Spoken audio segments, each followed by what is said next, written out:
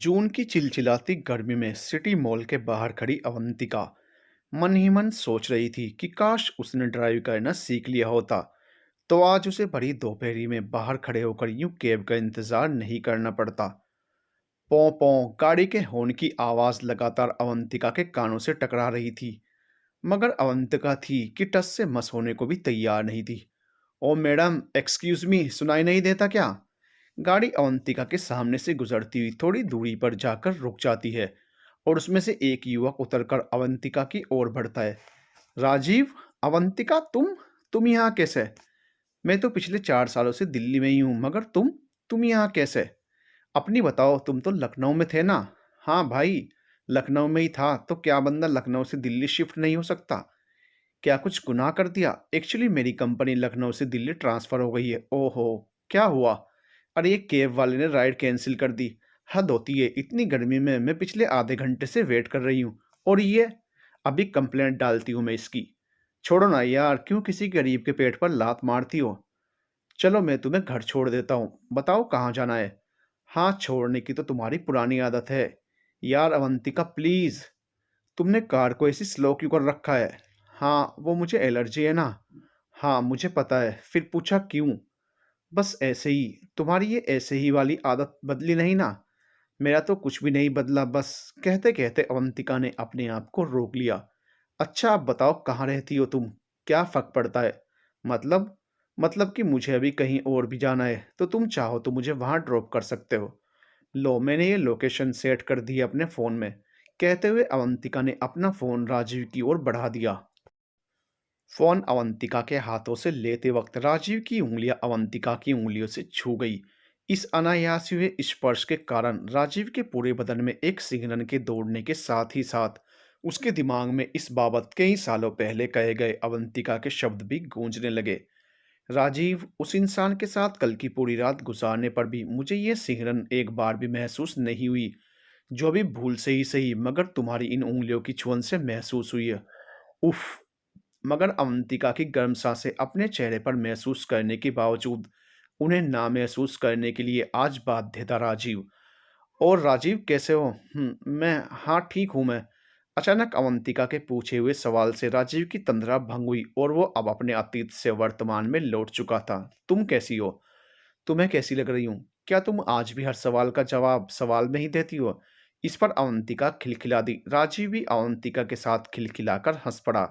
दोनों एक दूसरे को देखकर बस हंसते ही जा रहे थे और वो दोनों तब तक हंसते रहे जब तक कि उनकी वो हंसी उन दोनों की आंखों से आंसू बनकर बहने नहीं लगी। न जाने ये अवंतिका और राजीव के खूबसूरत सफर की याद थी या उनकी नासमझी। अवंतिका और राजीव की उस आधी अधूरी मुलाकात को हुए आज पूरे 15 दिन बीत चुके थे। इस बीच उन दोनों में से किसी ने भी एक दूसरे से बात करने की कोई भी कोशिश नहीं की, जबकि उस दिन वो दोनों ही एक दूसरे से उनके मोबाइल नंबर ले चुके थे। इस वक्त घड़ी पूरे 10 बजा रही थी। अवंतिका का पति विहान बस अभी अभी ऑफिस के लिए निकला ही था, जबकि उसका 3 साल का बेटा दीपक सुबह 9 बजे ही अपने प्ले स्कूल जा चुका था, जिसे खुद अवंतिका भागते दौड़ते हुए छोड़ कर आई थी। अब पीछे कुछ बचा था तो वो था अवंतिका का बेतरतीब सा पड़ा हुआ घर, और उस घर में थकी हारी सी पड़ी अवंतिका, जो कुछ देर आराम करना चाहते हुए भी आराम नहीं कर पा रही थी, क्योंकि उसके दिन की असली शुरुआत तो अब होनी थी। अभी तो उसे हर रोज की तरह चकर गिननी के जैसे नाचते हुए जल्दी जल्दी घर के सारे काम निपटाने के साथ ही साथ अपने बेटे दीपक को भी टाइम से प्ले स्कूल से वापस लेकर आना था। रोज की तरह आज भी जगजीत सिंह की गजलों को सहारा बनाते हुए अवंतिका अपनी घड़ी की टिक टिक के साथ कदम ताल करने में जुट गई।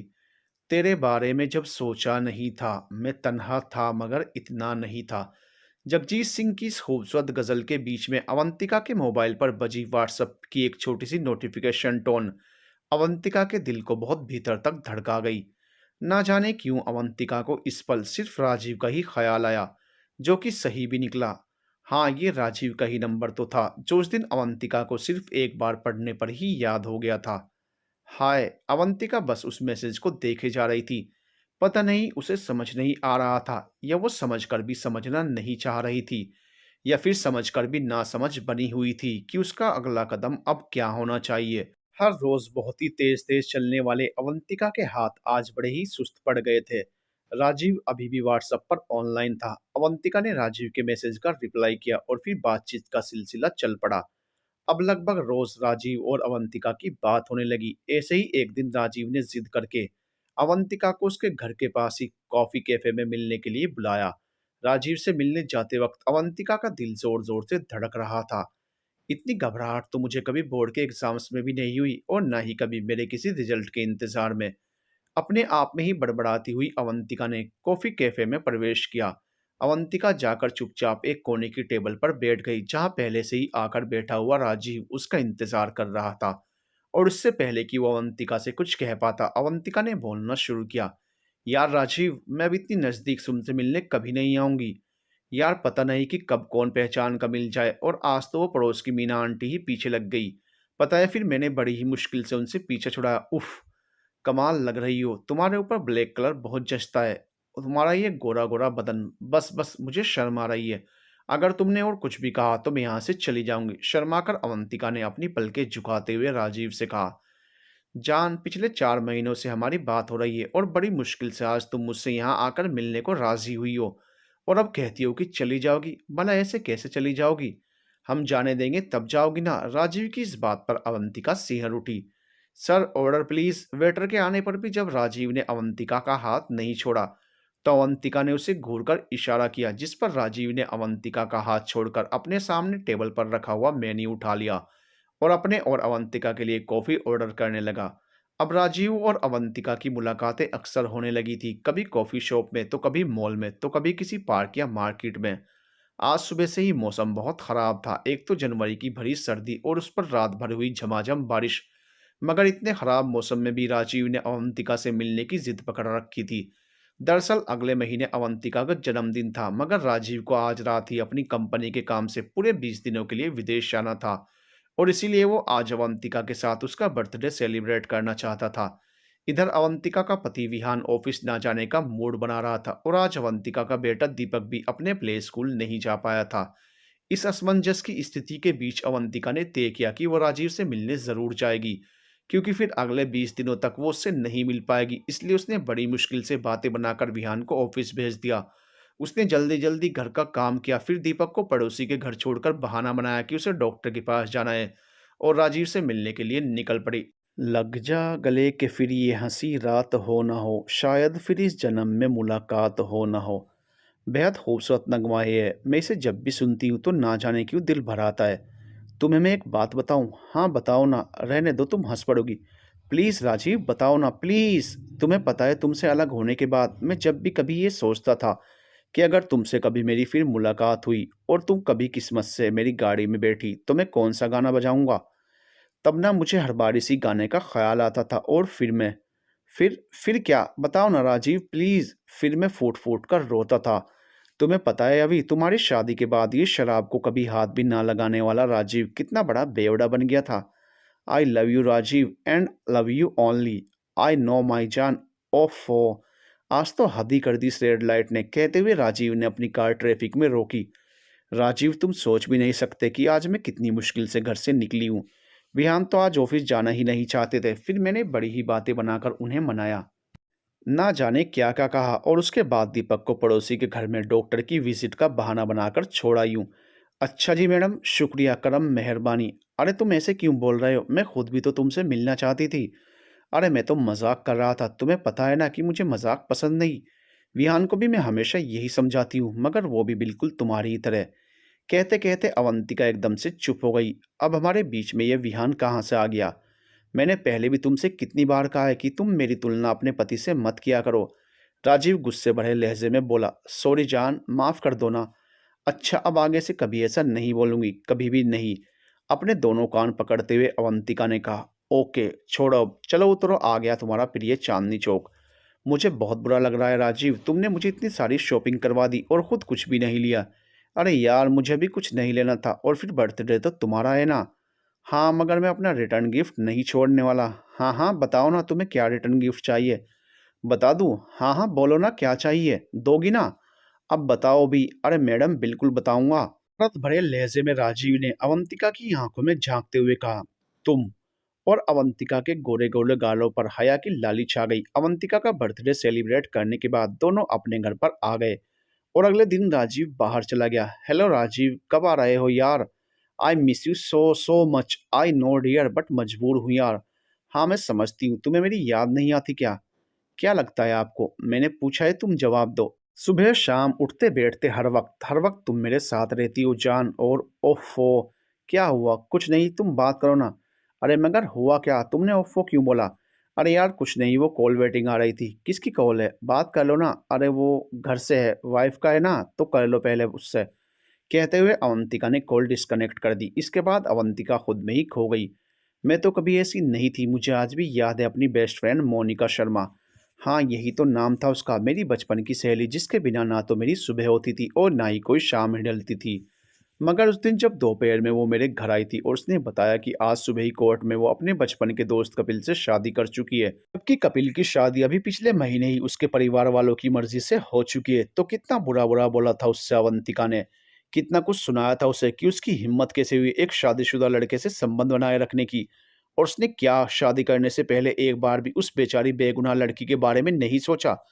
आखिर इन सब में उसका क्या कसूर? मोनिका, तुम किसी और का घर उजाड़ कर खुद का आशियाना कभी नहीं बसा पाओगी। तुम कभी भी सुखी नहीं रहोगी। अरे हाय लगेगी तुम्हें उस मासूम बेगुनाह जान की। ये कहने के बाद मैंने कितनी बुरी तरह से उससे मुंह फेर लिया था और हमेशा हमेशा के लिए दोस्ती भी खत्म कर दी थी। इसके बाद भी उसने कितनी बार मुझसे मिलने की और मुझसे बात करने की कोशिश की, मगर मैं सोचते सोचते अवंतिका की आंखें नम हो गई और तभी राजीव की कॉल आ गई। हेलो, क्या हुआ जान? तुम रो क्यों रही हो क्या? अरे बोलो तो, हुआ क्या? तुम्हारी बात हो गई ना? अरे हाँ हाँ हो गई। तुम वो सब छोड़ो, पहले ये बताओ कि तुम्हें क्या हुआ। बताओ ना जान, तुम्हें मेरी कसम। यार राजीव, राजीव वो, हाँ अब बोलो भी यार। वो औरत तुम्हारी पत्नी है और मैं महबूबा। वो सब कुछ है और मैं कुछ भी नहीं। अवंतिका रोते रोते कहने लगी और उसके जवाब में राजीव भी फोन पर दूसरी तरफ से कहने लगा, तुम सब कुछ हो, वो कुछ भी नहीं। रोते रोते अवंतिका ने फोन डिस्कनेक्ट कर दिया और वो एक बार फिर से अतीत के पन्नों को पलटते हुए एक गहरी सोच में डूब गई। और फिर नन्हे दीपक के सोकर उठकर उसके पास आने पर ही वो इस सोच के घने जाल से मुक्त हो पाई। मगर क्या वो सचमुच मुक्त हो गई थी अपनी उस गहरी सोच से? नहीं, बिल्कुल भी नहीं। आज की पूरी रात अवंतिका ने करवटें बदलते ही गुजारी, मगर उसके पति विहान को हमेशा की ही तरह आज भी अवंतिका की उलझन या परेशानी बिल्कुल भी समझ नहीं आई। और रोज की ही तरह आज भी वो अवंतिका द्वारा अपनी जरूरत पूरी करके करवट लेकर खर्राटे मारने लगा। वैसे भी विहान तो अवंतिका को बस अपनी जरूरत पूरी करने का एक सामान या साधन ही समझता था, मगर अवंतिका को ये बात समझने में कई साल लग गए। कभी पागलों की तरह प्यार करती थी अवंतिका विहान को, उसकी हर छोटी से बड़ी पसंद या नापसंद का ख्याल रखना, फिर चाहे वो उसे हमेशा हर मौके पर स्पेशल फील कराना हो या फिर हमेशा उसकी हाँ में हाँ मिलाना हो। अवंतिका कभी भी नहीं चूकती थी। समर्थ माय के पक्ष के कारण वो विहान को अक्सर आर्थिक मदद भी करती रहती थी। मतलब कि अवंतिका अपने पति विहान के लिए अपने तन मन और धन से उस पर न्यौछावर हुआ करती थी। मगर विहान का आए दिन शराब पीना, लेट नाइट ऑफिस की पार्टीज से घर आना और अवंतिका को सिर्फ और सिर्फ अपनी हवस मिटाने का एक जरिया मात्र समझना अवंतिका को अंदर तक तोड़ गया था। और फिर कहते हैं ना कि औरत को सीता बनाने के लिए उसके पति को पहले खुद राम बनना पड़ता है। रात भर करवटें लेती रही अवंतिका का आज जल्दी उठने का बिल्कुल भी मन नहीं था, मगर उसे आज राजीव से कुछ जरूरी बात करनी थी, जिसके लिए आज दीपक को स्कूल भेजना बहुत जरूरी था। बस यही सोचकर अलसाई हुई अवंतिका ने ना चाहते हुए भी बिस्तर छोड़ दिया और विहान के ऑफिस और दीपक के स्कूल जाने के बाद उसने सबसे पहले राजीव को कॉल मिलाई। राजीव, मुझे तुमसे कुछ ज़रूरी बात करनी है और प्लीज़ तुम पहले मेरी बात बिल्कुल चुप होकर सुनना, बीच में मुझे टोकना मत। और हाँ, ये मजाक तो बिल्कुल भी नहीं है। आज मैं बहुत सीरियस हूँ राजीव। अब कुछ बोलोगे भी? अरे अभी तुम्ही ने तो कहा कि चुपचाप सुनो राजीव। प्लीज़ यार, मैं वैसे ही बहुत परेशान हूँ, मुझे और परेशान मत करो। राजीव, मैं तुमसे अब मुझे समझ नहीं आ रहा कि मैं क्या कहूँ, कैसे कहूँ। अभी जो बात समझ में ना आए हमें उसे बिना समझे ही छोड़ देना चाहिए, क्योंकि हमारी ज़िंदगी में कई ऐसी उलझनें होती हैं जो सुलझाने से और भी ज़्यादा उलझ जाती हैं। और तुमने क्या कहा? अवंतिका ने राजीव को उसकी बात के बीच में ही टोकते हुए कहा। मैंने कहा कि कुछ उलझनों को हमें सुलझाने की बजाय वक्त और हालात पर ही छोड़ देना चाहिए। नहीं, उससे पहले क्या कहा? उससे पहले मैं समझा नहीं अभी। उफ हाँ, बस यही यही राजीव, एक बार फिर से कहो ना। क्या अभी? हाँ हाँ यही, अभी अभी मेरी अभी। मैं तुमसे बहुत प्यार करता हूँ अभी। तरस गई थी मैं अपने इस नाम को सुनने के लिए राजीव। माँ और पापा के अलावा एक तुम ही तो थे जो मुझे मेरे इस प्यार वाले नाम से पुकारते थे। और माँ पापा के जाने के बाद तुम भी ना जाने कहाँ खो गए थे इस स्वार्थी दुनिया की भीड़ में। और अवंतिका रोती ही जा रही थी। प्लीज अभी तुम रो मत, प्लीज मेरी जान, चुप हो जाओ प्लीज। तुम्हें मेरी कसम अभी नहीं राजीव, आज मुझे कह लेने दो मेरे मन की। तुम्हें पता है राजीव, मैंने शुरू शुरू में विहान को कितनी बार बताया था कि माँ पापा मुझे प्यार से अभी कहकर बुलाते थे, मगर मगर उस इंसान ने तो जैसे मेरी कोई बात कभी सुनी ही नहीं। और अवंतिका की हिचकियां बन चुकी थी। अच्छा सुनो, मुझे अब जाना होगा, दरअसल मेरी मीटिंग का टाइम हो गया है। अभी मैं तुम्हें 1 घंटे बाद कॉल करता हूँ, तब तक तुम्हें मेरी कसम बिल्कुल भी मत रोना तुम। और हाँ, अब तुम आराम करो, आज लंच में कुछ हल्का सा बना लेना, मैं वापस आकर तुम्हारी सारी बात सुनूंगा। Bye dear, love you and take care. कहकर राजीव ने फोन रख दिया। मिले हो तुम हमको बड़े नसीबों से, चुराया है मैंने तुमको किस्मत की लकीरों से। हेलो, हाय, कैसी हो? ठीक हूँ। कॉलर ट्यून बड़ी अच्छी लगाई है। तुम्हें अच्छी लगी? हाँ, तेरी मोहब्बत से सांसें मिली हैं, सदा रहना दिल के करीब होके, राजीव ने गुनगुनाते हुए जवाब दिया। राजीव, उस दिन मेरी बात अधूरी रह गई थी यार। यार अभी प्लीज, अब तुम फिर से मत शुरू हो जाना। और फिर ऐसा तो नहीं है ना कि हम पहली बार इस टॉपिक पर बात कर रहे हैं? और इससे पहले भी कई बार हमने इस विषय पर बात की है, मगर पता नहीं क्यों थोड़े थोड़े दिनों में तुम्हें वापस से वो एक ही सही गलत वाला बुखार चढ़ जाता है। राजीव, राजीव, मैं कुछ भी तय नहीं कर पा रही हूँ, हमारा ये रिश्ता। तुम्हें कुछ भी तय करने की कोई ज़रूरत नहीं है, अभी मैं हूं ना जान। राजीव ने अवंतिका को समझाते हुए कहा। अच्छा चलो, एक बात बताओ मुझे। पूछो। मुझे ये बताओ कि क्या खुद के लिए सोचना पाप है? क्या इस भागदौड़ और तनाव भरी जिंदगी में अपने लिए थोड़ा सा समय, थोड़ी सी खुशी ढूंढ लेना गुनाह है? बताओ अभी, क्या तुम किसी का बुरा कर रही हो अपने लिए थोड़ा सा अच्छा सोचकर? बोलो, जवाब दो। हाँ, तुम शायद ठीक ही कह रहे हो राजीव। एक लंबी सांस लेते हुए अवंतिका ने राजीव से कहा। शायद नहीं, मैं वाकई ठीक कर रहा हूँ। अच्छा चलो, अभी ये सब छोड़ो, मेरे पास तुम्हारे लिए एक खुशखबरी है, मैं परसों वापस आ रहा हूँ। ओह राजीव, कितने दिनों बाद! कहते हुए अवंतिका की आंखें छलछला गई। मैं तुम्हें एयरपोर्ट पर रिसीव करने आऊँ? Sure dear. अरे नहीं, रहने दो, मैं भी ना बस पागल ही हूँ। क्यों, क्या हुआ? आओ ना जान, तुम पागल हो क्या राजीव? वहाँ तुम्हारी बीवी। कहते कहते अवंतिका बिल्कुल चुप हो गई। अरे यार, मेरी बीवी के पास इतना फालतू टाइम नहीं है कि वो मुझे लेने एयरपोर्ट आए। अरे यार, she is very busy person you know. तो फिर पक्का रहा जान, तुम एयरपोर्ट आ रही हो, और वो ब्लैक साड़ी जो मैंने तुम्हें वैलेंटाइंस डे पर दी थी, तुम वही पहन कर आ रही हो। Okay, done. डन। अवंतिका ने मुस्कुराते हुए कहा। अच्छा हाँ, एक और ज़रूरी बात, तुम्हें मुझे वो रिटर्न गिफ्ट भी तो देना है ना? अरे भैया, बकाया हम किसी पर नहीं छोड़ते। शरारत भरे अंदाज में राजीव बोला। हाँ जी पता है, और हम भी सूद समेत वापस लौटाने वालों में से हैं मिस्टर राजीव गोयल। अच्छा जी, याद रखिएगा अपना वादा मिस अवंतिका बंसल। और दोनों खिलखिलाकर हंस पड़े। दीपक को बहुत तेज बुखार है, हाथों से दवा दे दो ना। हाँ, दवा तो मैंने दे दी है, मगर तुम कहाँ जाने के लिए तैयार हो रहे हो? अवंतिका ने विहान से पूछा। अरे सॉरी, मैं तुम्हें बताना भूल गया, आज वो सिंह साहब के प्रमोशन की ऑफिशियल पार्टी है ब्लू मून में। विहान, तुम अभी अभी तो ऑफिस से आए हो और आते ही फिर चल दिए। प्लीज़ विहान, आज मत जाओ, देखो दीपक की तबीयत भी ठीक नहीं है ना। अरे यार, जाना तो ज़रूरी है, मगर हाँ, मैं जल्दी वापस आने की कोशिश करूँगा। कहते हुए विहान कमरे से बाहर निकल गया। अवंतिका दीपक के सिर पर पट्टियाँ रखती रही, और जब दीपक को कुछ आराम मिला तो वो राजीव से व्हाट्सअप चैट करने लगी। कुछ देर बाद राजीव भी उसे गुड नाइट मैसेज करके सो गया, और अवंतिका अपने बेटे दीपक को अपनी गोद में लिटाए सारी रात बस यूं ही बुद्ध बनी बैठी रही। कभी वो दीपक को छूकर उसका टेम्परेचर चेक करती, तो कभी उसके कुनमुनाने पर उसे थपकियां देती। इस बीच विहान का एक भी फ़ोन नहीं आया, और अवंतिका ने चाहकर भी उसे कोई फ़ोन नहीं किया। सुबह के 3 बजे विहान नशे में धुत होकर लौटा। अगले दिन विहान सोकर भी बहुत देर से उठा। तब तक तो अवंतिका दीपक को बच्चे के डॉक्टर के पास से विजिट करा के भी ले आई, और उसने दीपक को हल्का सा नाश्ता कराने के बाद दवा देकर सुला भी दिया। विहान उठकर चुपचाप तैयार होकर ऑफिस चला गया। उसने ना तो अवंतिका से कुछ कहा और ना ही अपने बेटे दीपक की तबीयत के बारे में ही कुछ पूछा। आज राजीव वापिस आ रहा था। अवंतिका उसे लेने एयरपोर्ट पहुंची। है, राजीव ने अवंतिका को देखकर अपना हाथ हवा में लहराया, और 2 फ्लाइंग किस भी हवा में अवंतिका की तरफ उछाल दी। इधर से अवंतिका ने भी बड़े ही हर्ष के साथ अपना हाथ उसकी तरफ लहराया, और फ्लाइंग किस के जवाब में अवंतिका के गोरे गाल शर्म से लाल हो गए, और उसने अपनी पलकें मींच ली। अवंतिका को इसके बाद पता ही नहीं चला कि कब राजीव अवंतिका के एकदम नज़दीक आकर खड़ा हो गया। कैब आ चुकी थी, और राजीव अवंतिका एक दूसरे के बिल्कुल करीब बैठ चुके थे। उफ! राजीव ने एक लंबी आह भरते हुए कहा। क्या हुआ राजीव? कुछ भूल गए क्या? अवंतिका ने राजीव की तरफ देखते हुए पूछा। नहीं जान, कुछ याद आ गया तुम्हारे इस गोरे बदन पर इस काली साड़ी को देखकर। कसम से कमाल लग रही हो। अवंतिका ने अपनी नजरें झुकाकर शर्माते हुए अपने कांपते होंठों से कहा। क्या याद आ गया? अपना रिटर्न गिफ्ट। और इतना कहकर राजीव ने अपनी एक आंख दबा दी। सच, गोरी चिट्टी गुलाबी होंठों और चमकीले आंखों वाली अवंतिका और लंबा चौड़ा जबरदस्त एवं आकर्षक पर्सनैलिटी का राजीव दोनों एक साथ बैठे हुए यूं लग रहे थे कि जैसे वो एक दूजे के लिए ही बने हों। कैब से आते हुए ऐसे ही बातों का सिलसिला चलता रहा।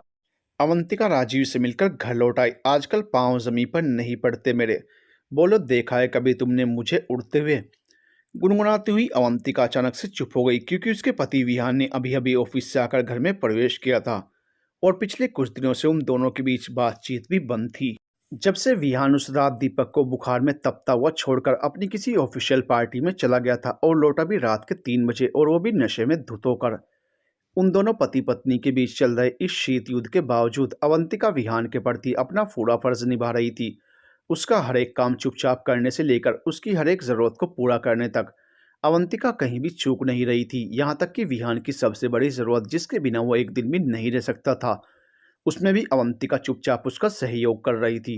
एक तरफ जहां विहान अपने इस रिश्ते में सिर्फ शारीरिक जरूरतों को पूरा करने भर से ही खुश और संतुष्ट था, तो वहीं दूसरी तरफ अवंतिका विहान से भावनात्मक जुड़ाव भी चाहती थी। मगर लगता था कि विहान तो स्त्री के इस पक्ष से बिल्कुल ही अनभिज्ञ था। जब से राजीव विदेश से लौटा था तब से वो अपने घर पर ही था। उसका एक कारण तो था उसे ऑफिस की तरफ से मिली हुई 3 दिन की छुट्टियां, दूसरा उसका वायरल फीवर। इस वजह से पिछले 2 दिनों से अवंतिका की राजीव से फोन पर कोई भी बात नहीं हो पाई थी। अवंतिका बस दिन में 1 या 2 बार ही राजीव को व्हाट्सएप पर ऑनलाइन पाकर उसकी तबीयत, उसका हालचाल पूछ लेती थी। इन 2 दिनों में ही अवंतिका बहुत ही बेचैन और चिड़चिड़ी सी हो गई थी। एक तो राजीव इतने दिनों बाद लौटा था और उस पर भी जब से वो आया था तब से उन दोनों की एक बार भी ठीक से बात तक नहीं हुई थी। आज पूरे 4 दिन बीत गए थे और इन बीते 4 दिनों में सबसे आश्चर्यजनक बात ये हुई थी कि प्रतिदिन शराब पीने वाले विहान ने शराब या शराब पीने के किसी बहाने, जैसा कि वो अक्सर अपनी ऑफिशियल पार्टी के नाम पर बनाया करता था, उसने नाम तक नहीं लिया था। अवंतिका भी विहान में अचानक आए हुए इस परिवर्तन को महसूस तो कर रही थी, मगर उसने इस बात को ना तो विहान पर जाहिर ही होने दिया और ना ही इस बारे में उससे कोई भी बात ही की। हेलो, कैसी हो जाने मन? तुम्हें क्या मतलब मैं मर जाऊं या जीऊं? चुप पागल, एक थप्पड़ मारूंगा जो दोबारा कभी ऐसी बात की है। अब परवाह करने का ज्यादा नाटक मत करो, समझे? अरे मैं समझा या नहीं समझा, मगर तुम पहले मेरी बात सुनो। राजीव ने अवंतिका को डपटते हुए अंदाज में कहा। हाँ बोलो, क्या बात है? अरे बात यह है कि एक गड़बड़ हो गई है यार। अच्छा, उससे पहले तुम एक अच्छी खबर सुनो। हाँ जी, सुनाइए। मैंने वो रिटर्न गिफ्ट का इंतजाम कर लिया है। मतलब? अवंतिका ने आश्चर्य के साथ पूछा। अरे मैडम, मतलब ये कि मैंने आज से ठीक 5वें दिन की बुकिंग करवा दी है। होटल रेडिसन ब्लू में हमारा एक स्वीट बुक है। अब बस तुम तैयारी करो मुझे मेरा रिटर्न गिफ्ट देने की, और मैं इंतजार करता हूँ तुमसे मेरा रिटर्न गिफ्ट लेने का। उफ राजीव, अवंतिका कुछ असहज हो गई। फिर अगले ही पल उसने सहज होते हुए राजीव से पूछा। अच्छा, अब बताओ कि तुम किस गड़बड़ की बात कर रहे थे? हुआ क्या? अब बताओ भी। अरे भैया, तुम बताने दोगी तब तो मैं कुछ बताऊंगा ना। अच्छा बहन, बताओ। हंसते हुए अवंतिका ने कहा, और इस बात पर दोनों खिलखिलाकर हंस पड़े। अरे यार, हंसने की बात नहीं है, सीरियस मैटर है यार। राजीव की आवाज में अब गंभीरता आ चुकी थी, जिसे अवंतिका ने भी महसूस कर लिया था। बोलो राजीव, क्या हुआ? अरे यार, वो उस दिन तुम एयरपोर्ट से मेरे साथ कैब में आई थी ना? हाँ तो अभी उस दिन तुम्हारा क्रेडिट कार्ड ना जाने कैसे वहीं कैब में छूट गया था। ये तो अच्छा हुआ कि घर पर उतरते समय मेरी नज़र तुम्हारे उस कार्ड पर पड़ गई और मैंने उसे अपने वॉलेट में रख लिया। हाँ तो इसमें क्या हुआ? ये तो गड़बड़ होने से बच गई ना। अरे अभी तुम पहले मेरी पूरी बात तो सुनो। अच्छा सॉरी, तुम बताओ। हाँ तो यार, फिर पता नहीं कैसे मनु ने वो कार्ड देख लिया, और जब उसने मुझसे पूछा तो मैंने कह दिया कि तुम मेरे साथ ऑफिस में हो और गलती से ये कार्ड मेरे पास रह गया। हालांकि मैंने उसे ये भी कह दिया कि तुम अब दूसरे ऑफिस में ट्रांसफ़र ले चुकी हो, मगर तुम तो इन औरतों को जानती ही हो ना। हाँ जानती हूँ, अवंतिका ने रूखी आवाज़ में कहा। अरे यार, अब तुम वो औरतों वाला झंडा लेकर मत खड़ी हो जाना। एक तो वैसे ही मेरा मूड ख़राब है और तुम मत कर देना। नहीं, मैं कुछ नहीं कहूँगी। चलो ठीक है, तुमने जो भी कह दिया अपनी वाइफ से। अरे यार ठीक तो है, मगर वो जो महान औरत है ना, उसे कौन समझाए? मतलब ये कि परसों मेरी बेटी माधवी का जन्मदिन है और उसके लिए वो घर पर एक छोटी सी पार्टी प्लान कर रही है।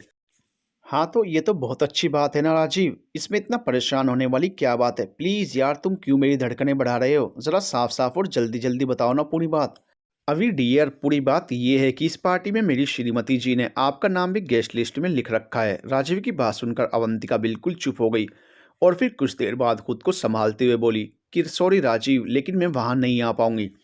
आई I can't face your wife. देखो, अभी आना तो तुम्हें पड़ेगा, खुद के लिए ना सही पर मेरे लिए। और फिर ये फेस करने वाली बात कहाँ से आ गई? तुमने कोई गुनाह किया है क्या? और वैसे भी मैं कभी भी नहीं चाहता कि तुम्हें लाइफ में कभी ऐसी कोई सिचुएशन फेस करनी पड़े। मगर जान, अब जो है उसके बाद तो हमें समझदारी से काम लेना होगा ना। और फिर मैं हूं ना तुम्हारे साथ। तुम्हारी बीवी को तुम पर शक हुआ है क्या? क्या पता, वैसे ऐसा कुछ लगता तो नहीं, लेकिन किसी के दिल में क्या है वो तो नहीं पता ना। तभी तो मैं कह रहा हूँ कि अगर उसे मुझ पर शक भी है तो तुम्हारे एक बार वहां आ जाने से सब ठीक हो जाएगा। ठीक है राजीव, मैं आऊंगी वहाँ। लव यू जान, लव यू टू। कहते हुए अवंतिका ने फोन रख दिया। बोझिल कदमों से अवंतिका राजीव के घर की सीढ़ियां चढ़ती जा रही थी और अचानक ही उसके कानों में एक शोर सुनाई पड़ा जो शायद राजीव के घर के अंदर से ही आ रहा था। राजीव के घर के दरवाजे के बाहर पहुंचते ही अवंतिका के कदम अचानक ही ठिठक गए, क्योंकि घर के अंदर से आ रही आवाजों में शायद उसका भी जिक्र शामिल था, या फिर शायद सिर्फ उसका ही जिक्र था। तुम्हें क्या लगता है कि मैं कुछ नहीं समझती, कुछ नहीं जानती? क्या तुम्हारे मुझे अनपढ़ समझ लेने से मैं सचमुच में अनपढ़ हो जाऊंगी? अरे मैंने भी एमए किया है होम साइंस में, और तुम्हें पता है कि होम साइंस से एमए एमएससी के बराबर होता है। अरे उस घटिया औरत के चक्कर में तुम जो आजकल देवदास बने फिर रहे हो ना, तुम्हें क्या लगता है कि मैं अंधी हूँ या फिर पागल हूँ? बोलो बोलो, अब चुप क्यों हो? अरे यार, क्या बोलूं मैं? क्यों? तुम नहीं बोलोगे तो और कौन बोलेगा? हाँ, तुम्हारी वो सो कॉल्ड प्रेमिका। अरे ये जो हर वक्त कान में हेडफोन लगाकर तुम वो सूफी संगीत और रोमांटिक गजलें सुनते हो ना, क्या लगता है मुझे कुछ पता नहीं है? हाँ, और वो जो तुम्हारे व्हाट्सअप मैसेज जिन्हें तुम्हारे डिलीट करने से पहले ही मैं देख लिया करती थी, अरे वो तो भला हो मेरी माधवी का जिसने मुझे तुम्हारे फ़ोन का पासवर्ड बताया। वरना मैं तो अभी भी आंखें बंद करके ही अंधी बनी रहती और तुम उस बेशर्म औरत के साथ रंगरलिया मना रहे होते। छी, कितनी नीच है वो गिरी हुई औरत, थू। अवंतिका का नाम लेते हुए राजीव की पत्नी अनुराधा ने जमीन पर थूक दिया और बाहर खड़ी अवंतिका की आंखों से झरझर आंसू बहे जा रहे थे। अवंतिका को राजीव की पत्नी द्वारा बुरा भला कहे जाने का उतना अफसोस नहीं था जितना कि इन सब बातों को राजीव द्वारा चुपचाप सुने जाने का दुख था। अवंतिका अपने गालों पर लुढ़कते हुए आंसुओं को पोंछती हुई वापस जाने के लिए पीछे की ओर मुड़ ही रही थी कि अचानक ही उसके कानों में पड़ी राजीव की आवाज ने एक बार फिर से अवंतिका के कदमों को ठिठकने पर मजबूर कर दिया। जान, ये तो तुम भी अच्छे से जानती हो कि मेरी ज़िंदगी में तुम्हारी जो जगह है वो कभी सपने में भी किसी और की नहीं हो सकती। और फिर इन औरतों को तो तुम जानती हो ना। वैसे भी डियर, इन दूसरी औरतों का तो काम ही होता है हम जैसे शादीशुदा शरीफ लोगों की ज़िंदगी में आग लगाना। ना तो इनसे अपना खुद का घर ही संभलता है और ना ही ये किसी दूसरे का घर संभलने देती हैं। और तुमने बहुत अच्छा किया जो उस औरत को आज घर पर बुला लिया। देखना आज मैं तुम्हारे सामने ही उस घटिया औरत को कैसे उसकी औकात दिखाता हूँ। हाँ, मैं पूरी तरह से अपनी गलती स्वीकारता हूँ कि मैं अपनी ज़िंदगी में ज़बरदस्ती घुसाई उस दूसरी औरत की मंशा नहीं भाप पाया। और जान, मैं ना जाने कब और कैसे उसकी बातों में आ गया। मगर अब मुझे समझ में आ रहा है डियर कि तुम बिल्कुल सही कह रही हो। अवंतिका के कानों में मानो कोई गर्म शीशा सा पिघल रहा था। तभी अचानक अवंतिका के फ़ोन की घंटी बज उठी और इससे पहले कि कोई उसकी आवाज़ सुनता, अवंतिका बड़े ही तेज़ कदमों से उल्टे पांव राजीव के घर की सीढ़ियाँ उतर गई। जब अवंतिका ने नीचे आकर अपना फ़ोन देखा तो उसमें उसके पति विहान की कई मिस्ड कॉल्स पड़ी हुई थी। अवंतिका वहां से थोड़ी दूर चलकर एक पार्क में बैठ गई और एक बार फिर से विहान की कॉल आ गई। इस बार अवंतिका ने कॉल उठा ली। दूसरी तरफ से विहान की आवाज़ आई, हेलो अवी। तुम हैरान हो रहे होगे ना अपने पति के मुंह से ये नाम सुनकर, मगर अवी आज से मैं तुम्हें इसी नाम से पुकारा करूंगा। अभी मैं जानता हूँ कि मुझसे बहुत गलतियाँ हुई हैं और जिन गलतियों का शायद कोई प्रायश्चित भी नहीं है, मगर मैं फिर भी उन सारी गलतियों का प्रायश्चित करना चाहता हूँ। तुम तो जानती हो अभी कि मुझे ज़्यादा बात करना या बातें बनाना बिल्कुल भी नहीं आता है, और मुझसे जो तुम्हारी सबसे बड़ी शिकायत है वो यही है कि मैं तुमसे बात नहीं करता। तो लो अभी, मैंने आज से ही कोशिश करना शुरू कर दिया है। देखो ना आज मैं कितना बोल रहा हूँ। सॉरी अभी, आई एम रियली सॉरी। जो मैं उस दिन पार्टी में गया और शराब पीकर बहुत देर से घर लौटा, जो कि मुझे नहीं करना चाहिए था। मेरा मतलब है कि बिल्कुल भी नहीं करना चाहिए था, और तुम उसके बाद भी पहले की तरह ही मेरे सारे काम सब कुछ करती रही। तुमने मुझे कभी भी किसी भी काम को करने से नहीं रोका, मगर इस बात को समझने की बजाय मैंने हमेशा इसका नाजायज़ फ़ायदा ही उठाया। मगर बस अब और नहीं अभी। तुम्हें पता है मैंने उस दिन के बाद से शराब को हाथ तक नहीं लगाया। मगर इन सब में अगर कोई सचमुच शुक्रिया का हकदार है तो वो है मेरे दोस्त, मेरे बॉस मिस्टर भारद्वाज, जिन्होंने मुझे समय रहते मेरी गृहस्थी को बचाने की सलाह दी। और पता है अभी, वो खुद बेतहाशा शराब पीते हैं और हर तरह का नशा करते हैं। जिसका परिणाम आज वो अपने परिवार को खोकर भुगत रहे हैं और अभी पिछले ही हफ्ते पता चला कि उन्हें कैंसर हो गया है। मगर इतने पर भी ना तो उनकी पत्नी और ना ही उनके बेटे या बेटी में से कोई भी उनसे मिलने आया। उन्होंने मुझे बताया कि कैसे सफल होने की अंतिम दौड़ में उनका परिवार उनसे बहुत पीछे छूट गया। कहते बहते विहान ने एक आह भरी और फिर आगे बोलना शुरू किया। उनकी गलती नहीं दोहराना चाहता। आई लव यू अभी, आई love you and Deepak very very much. तुम्हें पता है अभी, उस दिन के बाद जब मैंने पीछे मुड़कर देखा तो मुझे भी सब कुछ बहुत धुंधला सा दिखाई दिया।